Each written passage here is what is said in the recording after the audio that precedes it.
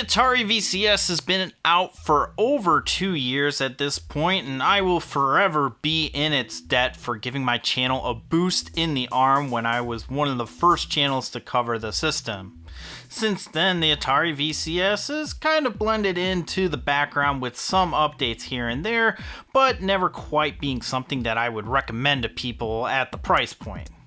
The last time I did cover the Atari VCS was when GameStop dropped the price of the all-in bundle from $400 to $99, making it such a great deal that I couldn't resist buying another one. I have yet to power it on and take it out of the packaging, but I have an idea for a project that I haven't gotten around to yet. Since then, I have only powered on my other Atari VCS so I could watch the Weird Al movie on the Roku channel, and then after that, it's just been sitting there looking pretty on my credenza. And that doesn't mean that it's a bad system. There are others who have had tremendous fun with it. There's a dedicated fan base who adore the thing, and Atari has done their best to ensure that their own recharge titles have made it to the system, along with the Atari 50 collection, which is available on all other major platforms. Owners of the Atari VCS even get a digital copy of games sold on Atari XP. Or at least that was the original plan. I can't find anything on the current website, and Atari XP redirects to Atari.com now, and I never got any digital codes. Anyway, why am I talking about the VCS now? Well, you read the title. Atari has suspended manufacturing of the Atari VCS. They mentioned this in their half-year 2022 and 2023 results, and this is something that every publicly traded company does. Some companies only do it once a year, some do it every quarter, and it looks like Atari does it twice a year. Basically, it's a letter to shareholders letting them know how the company is doing and what their plans are going forward. And most of the time, they're worded in a way that some people can read between the lines to prevent any legal ramifications. Nintendo, for example, famously doesn't have any new Switch hardware to announce anytime that they're asked about the upcoming Switch Pro. And that doesn't mean that there isn't a Switch Pro in development, it just means that they aren't going to announce it right now.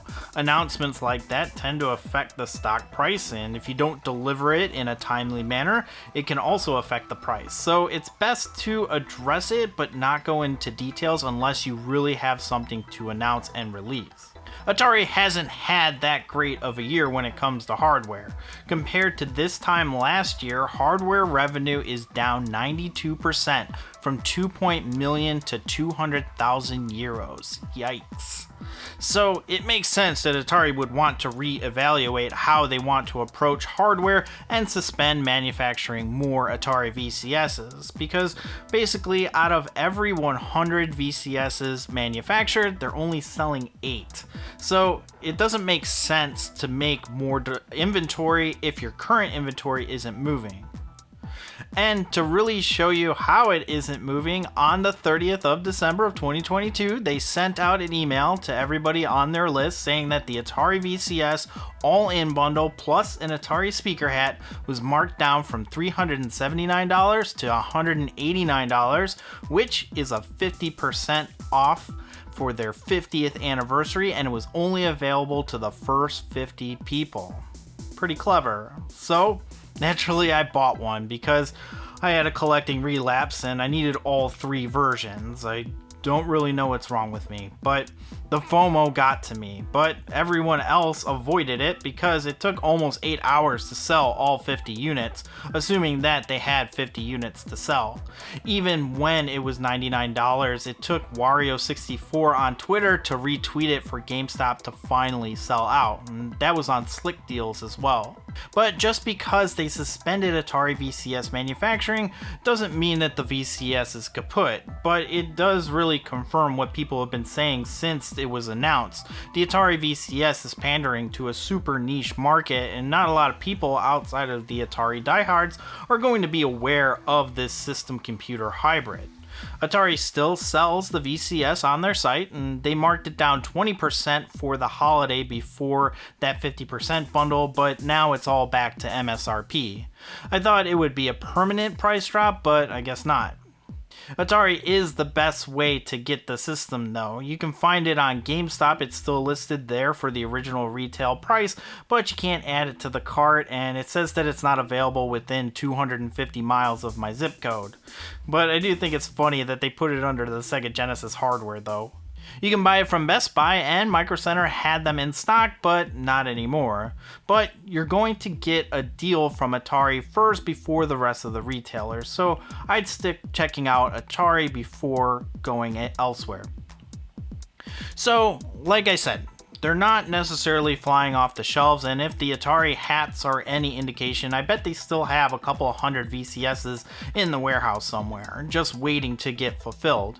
In case you were unaware, these Atari speaker hats aren't anything new. The company that makes them isn't even in business anymore.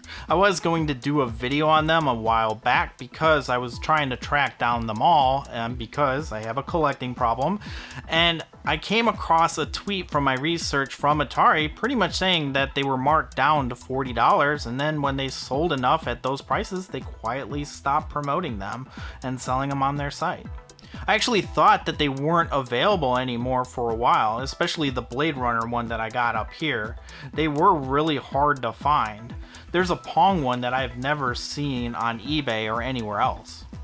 But anyway, getting off topic, back to the VCS. It makes total sense not to order any more until you move your existing units. In addition to suspending direct manufacturing agreements, Atari says that they are doing a new commercial strategy that is in place, and they are considering developing new hardware complementary to the Atari VCS with partners under licensing contracts.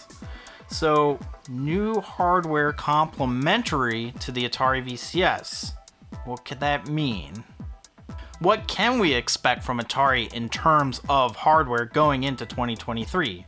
I honestly don't know, but it's fun to speculate. And before the armchair bean counters chime in, yeah, I know, these probably aren't financially viable, but if they did come out, I'd consider buying them. Hardware complementary to the Atari VCS most likely indicates that we won't see a more powerful VCS. But instead, if you look at their site, for a brief moment, Atari was selling thumb drives with a custom Debian operating system along with LibreOffice for your word processing needs so that you could dual boot along Atari OS. You know, the Atari VCS is a computer hybrid after all.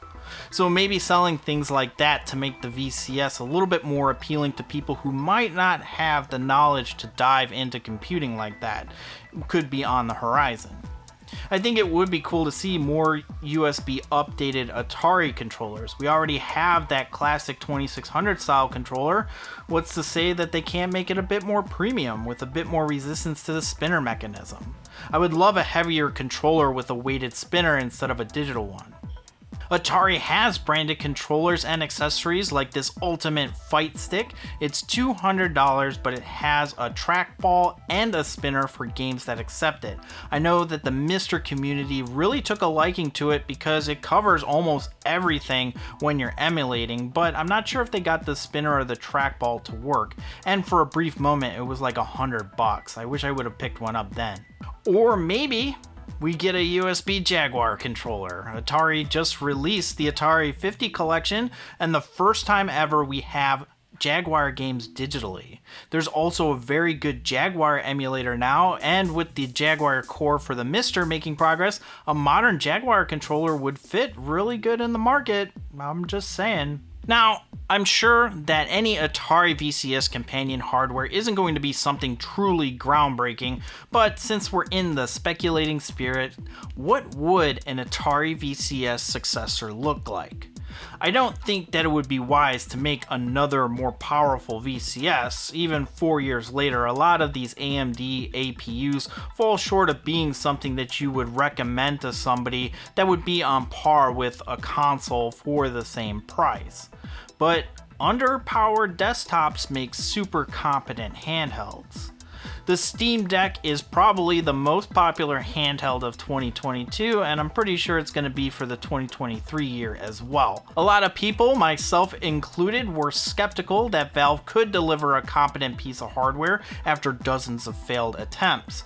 And while the Steam Deck isn't a new concept, it manages to make portable PC gaming a thing by actually designing device and OS around a portable setup, and on top of it all, the Steam Deck is incredibly affordable for what you get. While it is more expensive than the Nintendo Switch, the Steam Deck offers an incredible power per dollar ratio, and Valve has mentioned from the beginning that they are open to other manufacturers creating their own device that runs SteamOS. So why don't we get an Atari Steam Deck? It's not like Atari hasn't made an incredible, for its time, handheld device in the past. So let's see a Lynx 3, or call it some other cat. The Panther code name never made it to market, and just like the Lynx, Atari doesn't have to do any research and development on it. Find a suitable handheld and slap the Atari logo on it and put it in a more retro-inspired shell, just like the Atari VCS. While the Lynx was a behemoth at the time, it's actually smaller than the Steam Deck is. It might need to get a bigger screen than that standard 3-inch diagonal, but I think you could totally make an Atari Steam Deck that is about on par with current Steam Deck's power, and just tweak up the ergonomics just a bit. I would pay $400 or so for a Lynx inspired handheld that was in the range of the Steam Deck's power. I refrained from buying the Steam Deck originally because I just don't like the form factor, and after holding one in my hands, I think I made the right choice. While I don't expect a new handheld to play cartridges, it could be more focused for retro-style games and not deviate too much from the original Lynx design. Have the D-pad as the focus and make it a bit more comfortable, similar to what the Steam Deck has, and instead of the Steam Deck's dual analog sticks, have them offset similar to what's going on in the Xbox controller. Just like the Steam Deck, the Atari handheld could boot into a different OS, and you can just even follow the same concept as the Atari VCS. Put on the Atari OS by default and allow dual boot into SteamOS or any other system of your choice. All I really want is a more comfortable Steam Deck, and the Lynx is one of the more comfortable handhelds that I own. It doesn't have to have all of the bells and whistles, and I'd settle for a more retro-styled handheld. I'd probably even buy an Evercade if it looked like an Atari system.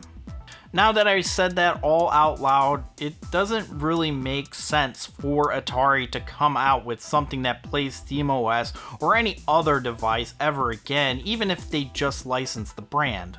But it doesn't really need to sell gangbusters in order for it to be successful. I think a lot of people get too wrapped up in the sales figures to the point where it's just a binary if you're not first, you're last mentality. I mean, look at the Wii U. It's a complete and total failure. Only 13.5 million consoles sold worldwide. I wish all my failures were like that. Anyway, let me know in the comments, what do you think that Atari's next steps will be? Do you think that we'll see any hardware in 2023, or will they switch strictly to software? If you like this video, give it a thumbs up and share it with those who might find it interesting. And if you're new here, in addition to these essay type videos, I talk about video game price trends in a series I call Retronomics. You can find one that I did previously on the PlayStation right here. So if that's something that you're interested in, consider subscribing for more. You can follow me on Twitter and Instagram at SNICTendo. Thanks so much for watching. I'm Super Nintendo, and I'll see you next time.